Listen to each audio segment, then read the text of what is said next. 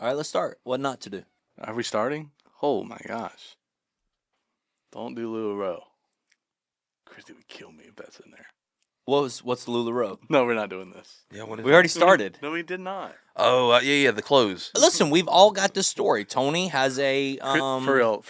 Tony has a For real. consignment shop, kids consignment This shop. is the sore spot. Okay, we can't LuLaRoe. talk to this. No. Kids consignment Yeah, shop. can't do this. My entrepreneur wife. No. And then my wife did forgot the name of the juice. Oh, yeah. What was it called? What was that? Something with a V. I can't remember. V8? So let's No. talk this trying No. to have an entrepreneurial spirit and That's not being successful in this journey. Finances is hard, man. Like living, like the world we live in, from trying to invest money for your future, retirement, pay the bills here today, and inflation the way it is, life the way it is. Dealing with your finances is hard. Let's talk some practical things like wanting to be entrepreneurial and having a desire to open up something or do something different and it not working and the stress that has on your finances. I'll go. Okay. I think as a younger guy, I think You were young when LuLaRoe happened. Yeah. I mean, we were fresh into marriage. Okay. I think the idea for a young person is I want to figure out how to get rich quick, or I want to be able to find a way to have money, the money that I want to be able to do whatever I want immediately. Because I think you're surrounded by people who are way further into life than you are. Yeah. And so whenever you see them go to Disney, you're like, well, I want to go to Disney, so let's find a get-rich-quick scheme to go to Disney. Yeah, that, and two, you're also trying to find ways where you can do something you enjoy, but Yeah, for also sure. make money, when in reality, there's a lot of times in just, I think, the business world and working and employment, where there's going to be a lot of things that you don't like that you do to make money to live. And so trying to, at least at the beginning of okay. life. This is, I think this is probably a huge conversation. Okay. Like what you want to do that doesn't make a lot of money Yep. versus what you don't want to do that pays the bills. Yeah. Yeah. So they've always said this, and it is so true, but you'll never have a worse boss than you. And that's what it is when you're an entrepreneur. I've went through a few iterations because my wife, when we got married, She's opened a lot of business. yeah, she's told me, she's like, I think when we got married, she was working at a title search company and just a clerical job that she didn't love. But she told me, she's like, I have wanted my whole life to be an entrepreneur. She said, I don't know what, I just always wanted to own my own business, be my own boss. And she does great at being her own boss because she's bossy, not in a mean way. She's aggressively helpful is what I like to call her. Yep. But she's a natural leader. She's a natural leader, and that's just something God's blessed her with. But the first big one was, there was a children's consignment, not really consignment shop, but it was Once Upon a Child, but in Conway. It was called the Clothesline. If you're from around here, it's like a child's consignment shop. Y'all bought the business. We bought the business. The lady had ran it for years, and we knew her just from Kimberly loving kids' consignment shops. And she told Kimberly she was selling it, and she's like, "Oh, how much you selling it for?" And Kimberly came home, and I thought she was kidding. Yeah. And we went and got a loan and bought the business. And Kimberly ran it for a few years, and we found out that some people, I want to say this correctly without offending anybody, some people run businesses differently than others. Sure. Some people follow the letter of the law. Some people do things differently. Yeah, for sure. And It's in following the letter of the law. For an entrepreneur, it may be harder to make money than it would be if somebody wasn't following the letters. Yes, and Makes sense. And with that, there are shortcuts we could have taken there and made more money, but our integrity and our devotion to righteousness it has to be precedent. If you're a Christian and you want to open your own business, take every shortcut that you can ethically. I think the Bible talks about weighted scales and Yes. how the Lord detests weighted scales. Yes. And so that eventually, we were in a Walmart shopping center. They were going up on the rent, on the lease. We could have probably went a few more years with it, but they were going, and so we just shut it down. That was number one. Then she went. COVID? Was that pre-COVID? Post-COVID? Pre-COVID, yeah. I think her rent was $5,000 a month, and they were taking it like $7,000. Wow. And I told her, I said, if we're going to get out, this is a 5-year lease. If you want to do this, just understand it's 5 more years. But we took that opportunity. So Kimberly's a great example. Mm-hmm. I remember times in your marriage, because obviously we've been connected for your whole marriage. Yeah. I remember times in your marriage where you've looked at her and said, you have to get a job. Yes. And she Looked at me. would, Yeah.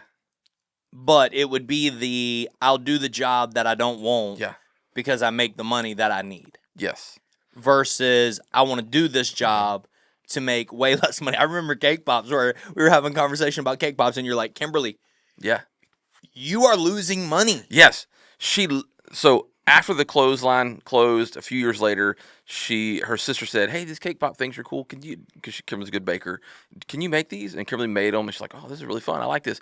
Fell in love with it, and I'll tell you, if you know my wife at all, this isn't a surprise. But what she loves is she's really good at it, and she loves when she delivers them to somebody. They say, I love these are them." so Right. good. The Right. affirmation she Right. got, put them online and then just being sold out within minutes, that affirmation. She loves that.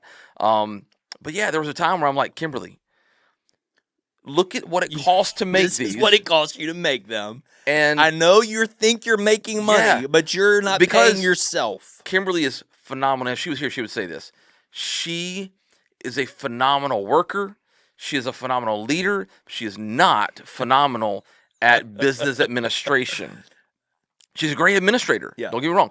Business administration, she's not, because she would see, okay, we sold, let's say, $1,000 in Cake Pops. I made $1,000. And I'm like, whoa. No, you didn't. No, you didn't. This has never stopped.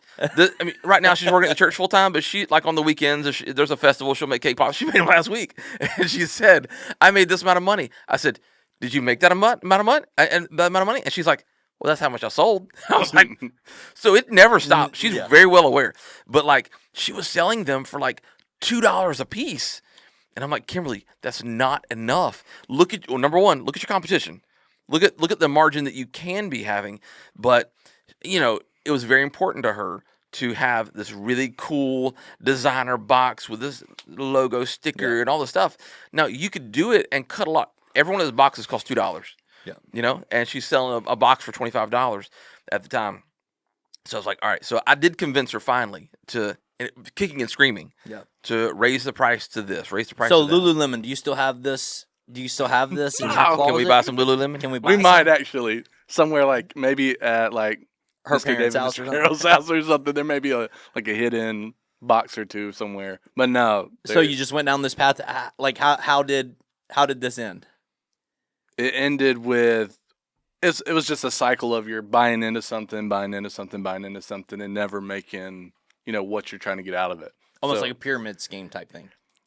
I do not want to say that. Were you trying I to don't get wanna other people to sued sign? by. I don't want to get sued by this company. They did have some. I want to say they've had some running ins with the law. Gotcha. But I have no clue. I just kind of, hey, let's get out of this thing. So y'all bought in. They sent you a shipment of stuff. And you have to continue buying. You're trying to sell the stuff that you got. So you got like a bunch of different sizes. Yeah. It was You're like trying Mary to sell. Kay. Yeah. You would buy. Correct me if I'm wrong, Christy. You would buy a box.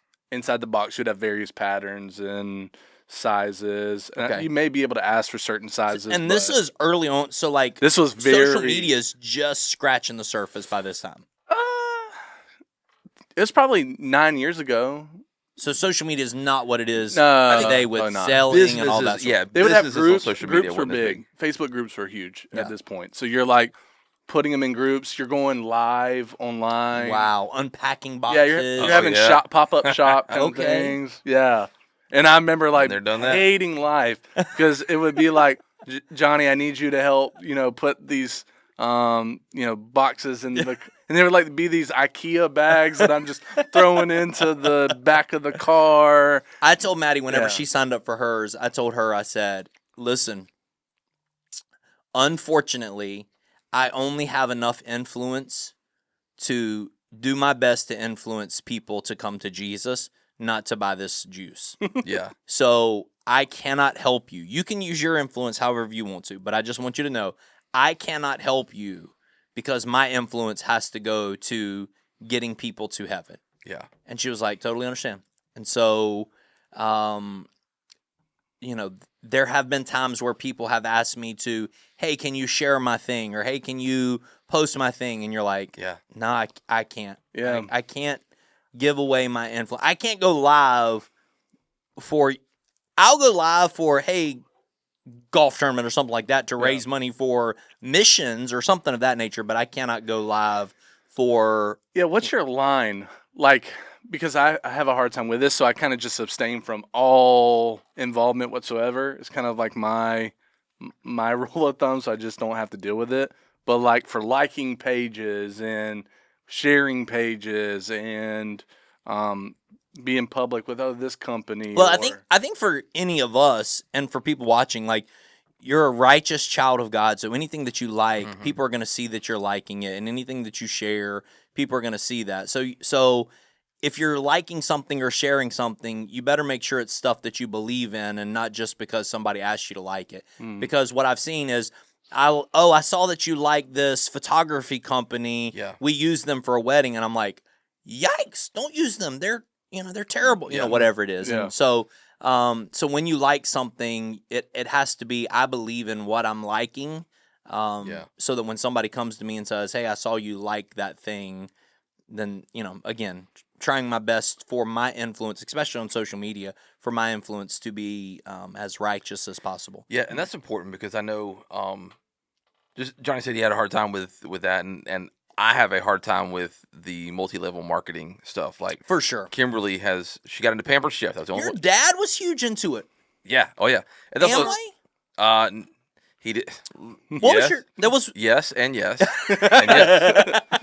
Your dad did. He did Amway. Okay. He did. What was this? Something legal. Quick Star or something like that. No, Was it Cutco? No, he did. It was the legal thing where you basically buy into a lawyer. Yeah. That makes no sense, but I might need that. Anyway, so yeah, he's done several. And then my stepmother, she did Mary Kay. Avon. Yeah. So I have a problem with multi-level marketing. If you've went out there and done multi-level marketing, if you've done Mary Kay and rocked on, praise God, awesome, do it. But I have seen the ugly side of it. For sure. And your parents were not well off growing up. No. Your dad, I say your parents, your mom passed away whenever you were really young, but your dad and stepmom did not do well financially. Yeah, like they made it, but it wasn't like they were. made it. And I have the greatest dad in the world, so you don't have to have a lot of money to have a dad that's awesome and incredible and there for you. That's but good. Growing up, he worked at Chapin Company as a mechanic, and we were doing okay then. But then he got in a really bad accident, and was just in horrible shape with his back and everything, and all the things that go along with that, hospital bills and all these things. So yeah, we did not grow up well off at all, and so.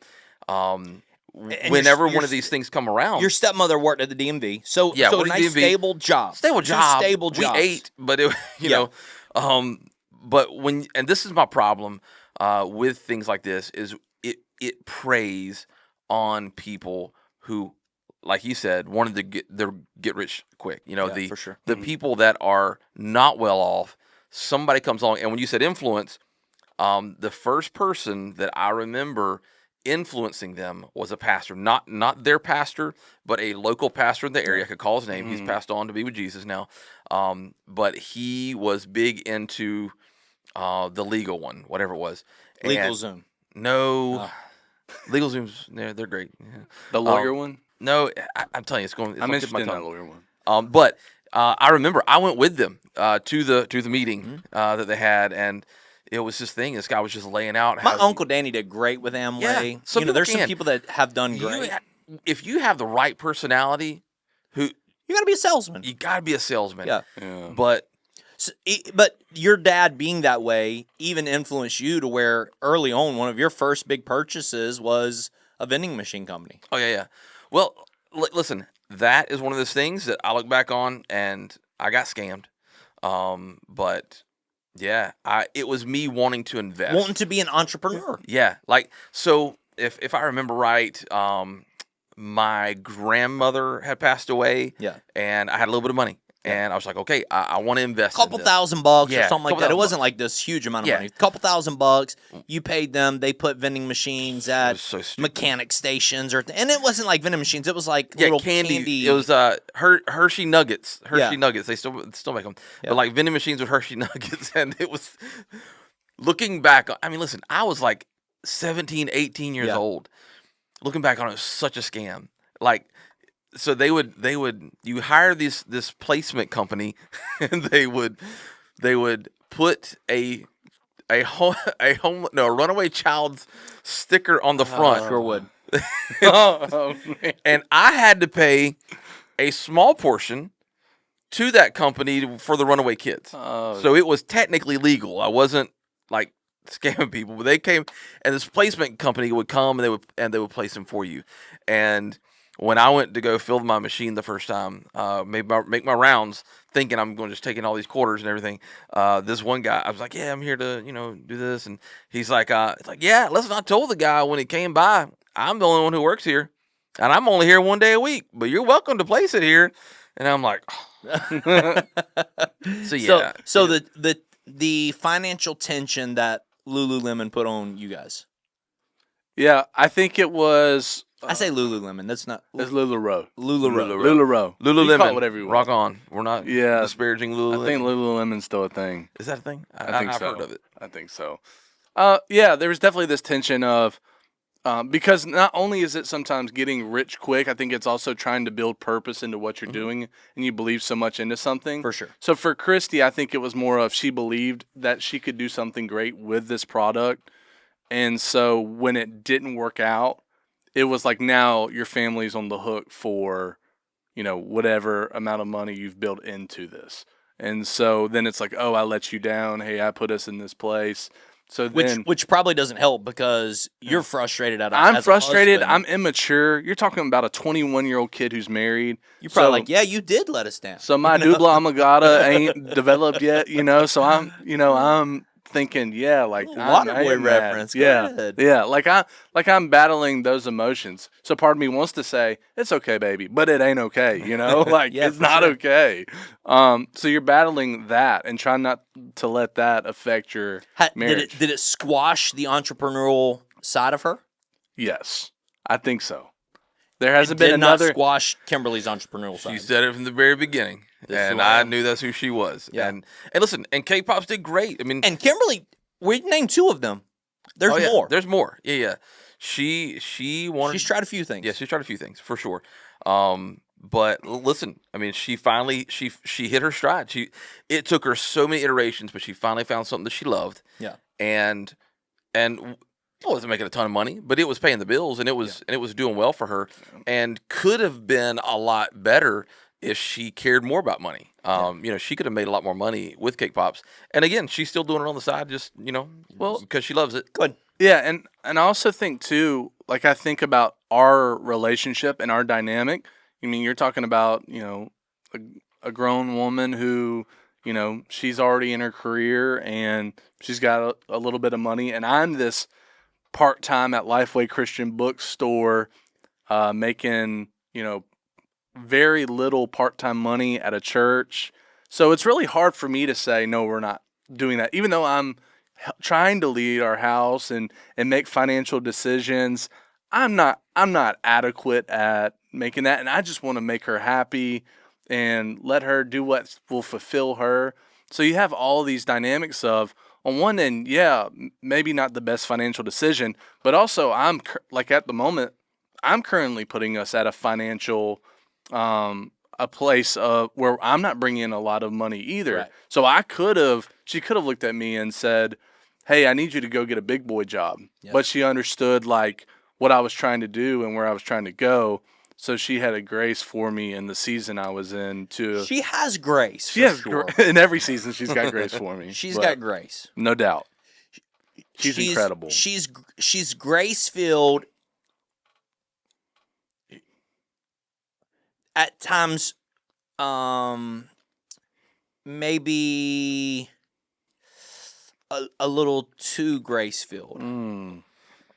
Sometimes you just want her to say, "No more." I just give her the wink. So speaking of that, where's the balance where man, this is not a good decision, but you want your wife to be happy, and so that's a tough balance to strike. Whereas you could have said, "This is a horrible idea," because there's moments she could have looked at me and said, "Tony, it's a horrible idea," and there's moments I could have looked at her and said, "That's a horrible idea." But many times I didn't because I wanted her to be happy. I think this is probably the husband's conversation for husbands and wives here. Yeah, is wives trusting their husband's wisdom enough, and husbands trusting their wives' drive and determination enough. Specifically, when it's that way. Typically, if it's the other way, the wife trusts the husband enough to say, "I trust you, go. If you want to do that, go." Sure. And the husband has that drive to be the provider that typically they're going to figure out a way to either see it through or be miserable trying it. But I think when it's the wife that wants to be that entrepreneurial, that desire inside of her, I think husbands trusting her enough and her also trusting her husband enough to have wisdom to be able to say, "Hey, listen, you're about to get into a 5-year contract. Are you sure that's what you want? I trust you. If you say yes, we'll do it. We'll figure it out. But are you sure that's what you want?" And the wisdom to be able to say, "Okay, honey, here it is. This is where we are. I know I'm not bringing in a bunch of money, and you're trying to do this to provide for our family, but this is where we are, and it may just be best to, LaRue, we'll just throw her in the garage and let's move on from this." Do they keep sending you boxes after? I think you know how it is sometimes with subscriptions. you think you cancel something, and you're like, "Okay, we're done with this. All right, we're going to get back on the right path." I think I remember a couple of boxes coming in, and I felt so defeated and so angry, and I was like, "What are we doing?" I was like, "Did we not? What happened?" I mean, he's giddy right now. I think I remember something like that because even to current day with subscriptions, like with Healthy Eats or whatever, like you just be sitting there. Like FedEx come up with like, I have 10 boxes, sir. What would you like me to do? Man, I'm so glad we're done with this. Add it into the garage with the rest of the boxes. I was like, what happened? It's like, oh, we canceled, and you still get this box or whatever. Or nice clothes. Like, I'll tell you, one of our frequent frequent customers were Jessica Nolan. Hey, so is this all sizes? So anybody could wear these. Yeah. Right? So it's. It's crazy, man. So you just giving them away at birthday parties? We probably could still do it. I'm sure we got some in the attic or something like that. But it was nice. Like people loved them. Yeah. But there would be sizes or patterns that nobody wanted. So you're stuck with some of that stuff. So it was. That's so funny. Christy really did try her hardest to make it happen, and there would be times where you'd be like, "Man, those businesses are so hard." Yeah, you just have to, but you would have to keep, bringing it. All right, so let's talk about the financial strain upon your life during these seasons. Financial strain, from the business, from trying to do something like this. Luckily, it wasn't super tough. It was a credit card thing. Okay, gotcha. So it was financial strain long term because you put it on a credit card. Yeah, it was a major. How long did it take you to get off? How long did it take you to get off? A long time. We eventually. Long time is a relative term. We'll say 5 years. 5 years to get out of the 5-6 years probably. Yeah, slowly paying it off over time. Wow. Yeah. And so every month you're paying on this, going, "You stupid!" And then we get another subscription came in. I'd be 6 months into paying it off, and another box show up. If No, you go not home really, today, but- there's a box. Not really. So funny. It's so funny. Yeah, it just keeps coming. You can't, it's I'm like gonna time buy a tires. box Tony, of we're almost done. Yeah. High five. Oh no, here comes all these LaRue boxes. I'm gonna Another buy box. a LaRue box and send it to you just to freak you out. No, I have like PTSD with every box that shows up at my house now. That's in bigger sizes. Most Like, people are excited when they get boxes. It's like, God, Johnny. Yeah. I thought we'd cancel this. We just postponed the subscription for 6 years. Yeah, but I will say on a real note, I think in that time in our lives, if we would have just said, "Hey, instead of investing into this company, if we would have just invested in saving, I think the upside we would see now would have been just as beneficial." No doubt about it. And you don't know that. Yeah, you don't know that moment, but looking back, if there's someone listening to me right now who's my age, maybe a young married couple or something, and you're thinking about doing something like that, I would say if you're in a good place where you can just then I agree, and I want to come back to how long did it take you to get out of the financial debt of the store? The store. I'll let you know when we're out. We're 4 years in now. Oh no, more than that. Eli was a baby, and he's 12 now. Wow. So 12 years into still trying to get out of that. Yeah. It was a big purchase. Big purchase. And so the stress of an attempt to better yourself created years of stress. Yeah. That could easily be a source of bitterness and anger and honestly arrogance if you're not careful and all the words attached to it. But instead you're trying to walk this out with grace and mercy and love because you're a team. You're in this together. You both, got in it together. You're trying to get out of it together. All the things that come to mind through this process. And one of the things that I told you for years, you wanted a truck. Yeah. You were in this truck phase, and you were like, I just want this truck, and I would say, okay, well, listen, here goes when I would say you're ready to get this truck is whenever both your cars are paid off. Yeah. And you're like, yeah, but if I could just take this one, it'd be, I'm gonna get some money back. I'm like, yeah, for sure, totally understand what you're saying. But to me, when you get both those cars paid off, then you're ready for a truck. And I kept telling you that because for me, what I understand is the way to get to a old man version of yourself is to compound wise financial decisions on top of each other.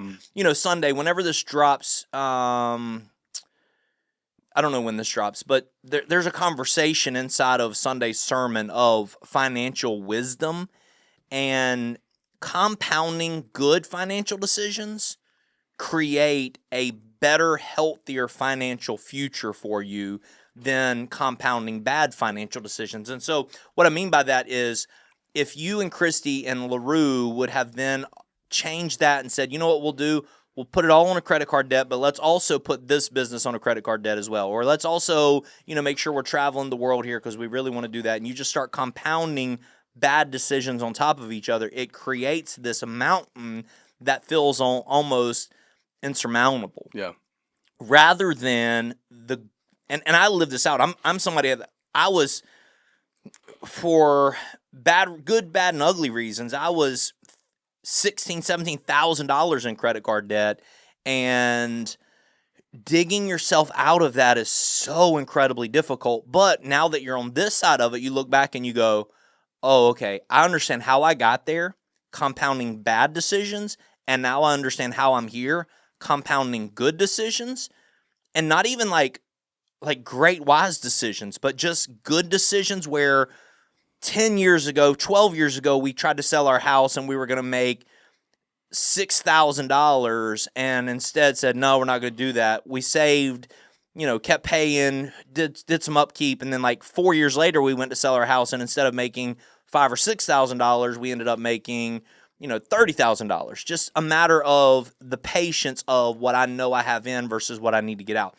That sort of thing, those sorts of moments inside of your life, instead of constant, there's people here on staff that have cars that they don't realize they're paying for multiple cars rolled into that one car payment. Yeah. And I'm saying that from somebody who did that. we went and bought a car, Maddie and I, when we were young, bought a car, traded it in on another car. So then now in this car, we're paying 2 car payments. Got a home equity loan because we were never going to use it, but we were trying to help Tony hit his goals. Got a home equity loan. So now all of a sudden we use the home equity loan to pay off these 2 cars. Now we don't have a car payment, and then we get another car. So we literally were paying 3 car payments and didn't realize it because all we had was 1 car payment. You know, we had a home equity loan payment, but we had 1 car payment in our heads. But no. All you've done is you're paying for 3 cars right now. Yeah. And every time you roll a car, salesmen are great. Yes, they can do it for you. Yes, they can figure this out for you. Yeah. They're behind ain't on the line. Yours is. Your name's on the dotted line to pay for that. Right. So, yes, they can take your truck right now, and it's worth $20,000. And, yeah, they can give you, 14 for it, and you owe 16 for it. No big deal. We'll pay that all for you. And then, yeah, they can do all of that for you. Bad decision on top of bad decision on top of bad decision. My dad used to say, for every, your engine blows on your car, man, it's $12, $13, $15,000, $1,500, whatever it is. But that's in today's world, couple 3 car payments, and then you got a new engine in your car, and your truck's paid off still. So compounding good decisions helps you create a healthier future financially. Compounding bad decisions financially will create an unhealthy, if you're not careful, an unhealthy future financially. And so yes, the wisdom I would say is early on in marriage, Caleb and Reagan hearing this, early on in marriage, if they would make wise decisions now and start setting money aside for retirement. I forget the exact quotes, or the exact stats, but like at 25, if you put like $50 a month away, you retire a millionaire. Like, yeah, it's crazy. Like the compound interest over that many years compared to doing it at 45 or 55 or whatever it is. And so yes, if you would have taken that exact money that you spent in LaRue and you would have just put it into a retirement fund, how things could have changed completely. Yep. And so compounding, making consistent good decisions financially. Yeah. Trying to get away from making those compounding bad decisions and figuring out a way to say, okay, hey, we made a bad decision. We've all been there. All of us have made bad decisions. We made a bad decision. Okay, now how do we grind to get out of the bad decision that we made? Now how do we make compounding good decisions going forward? I think one of the most important things, and I think one of the biggest takeaways is that, but also like all these decisions with me and Kimberly, we're still paying on that debt today because it was the biggest debt we had other than our house. Yep. And, the old debt snowball, it was the last thing to go. And we're thankfully now plugging away at it. But that, and Lord knows, the bakery that we built out back, that was a debt, another business debt that we had. So I wanted her to chase her dreams for sure, but I never let her chase them alone. Me and you both have scars, if you will, in our marriage for things that were a lot less than those that I just talked about, but they were the ones that were hidden. Yep. And I think that the key is when you're talking finances, do it together. If your wife or husband wants to go out and start a business, awesome, figure it out together. Yep. If you don't and you let them go out on their own, then when it fails, praise God if it doesn't, but if it does fail, then they fail and you look at them saying, oh, look what you did. But when we bought that business, I signed on the dotted line. That's right. She signed on. So then when it failed, I looked at her and I'm like, hey, we're in it together. Yes, we owe this money. We're going to keep on doing it. And so every bit of that. And for a lot of people, one person does the finances and one person just enjoys the easy life of doing everything else or doing whatever their responsibilities in the house.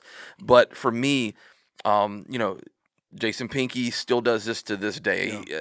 They have their monthly family meeting where they go over the finances. I'll hear him talk about it. Me and Kimberly, we constantly are talking about things where I know where the finances are. She knows where the finances are. Thankfully, praise God, she pays all the bills. Yeah. And so it doesn't matter who pays the bills. Who pays the bills in your house? It's a mixture. Mostly me, though. Yeah. I would say, though, too, I understand there's some people out there, like for me, I handle most of the financial stuff in our house, but also at the same time, it does bring a level of anxiousness to my life. No doubt. Dealing with finances. That she doesn't have to live in most of the time. Yeah. Right? And so if you find yourself listening to this and you and your spouse don't have the ability to reasonably speak about finances, there's no shame in getting someone to help advise you in your finances. Someone you trust. They don't have to be a professional per se, but someone who you can get wisdom from in those areas. And so, for me at times, it's pastor. For me too, Jason Pinky. There's people like that who you can, go to and get some sound wisdom on.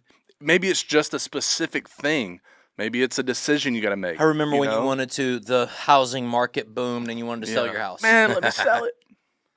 Look how much I can get. This guy came and said, give me this for my house. Oh, yeah. And I said, that sounds great, but then where are you going to live? Yeah. Right. Oh, we've done that. We're going to do a camper. Yeah. Kimberly told me one time when she found out how much our house was, like, oh, let's sell it. I was like, to get the same house somewhere else, you got to pay the same amount of money, so it doesn't gain us anything. Yeah. So, Johnny, let me ask you this. You pay the bills for the most part. If Christy came to you tomorrow and says, hey, I want to do that, would you be relieved and really think, or would it give you more anxious feelings to not know and have your hands in it? Because for me, I did it for years when I worked at the bank, and then when I left, I was like, here, you can have it. I'd probably be relieved, honestly. So you wouldn't be anxious because you know the ins and outs of it? Yeah. Because it took me a little while to kind of really I'd release be my anxious. hands. Well, it would be. I mean, it's hard. Well, no, here's the thing. The reason I got into the finances is because honestly, I wasn't doing a lot. I was a selfish young married guy. And I was more focused on what I was trying to accomplish, So you were trying to bring some sort of value to and I said, okay, you know what I can do? I can do the finances, and I'll make sure the bills are paid. I'll make sure something goes into savings. Try to contribute in some way, and so that's how I got that job. I did ours for years, and then I gave it to her when I left the bank and came to the church full time. And then probably about 2 years ago, she's like, "Oh, I'm tired of doing these finances. I need you to do them again. I need you to help me." I was like, "Okay, cool." And so the whole process of transferring everything over and telling all the sign-ons and everything, I was like, "All right, cool." What I found though was she thought she wanted to get rid of them, and then for that month, I'm developing a plan. I'm okay where this is this, and then I found out that she doesn't want to let go because she wouldn't. She was like, still had hands in it. So finally, I was like, "Here you go, you can have them back."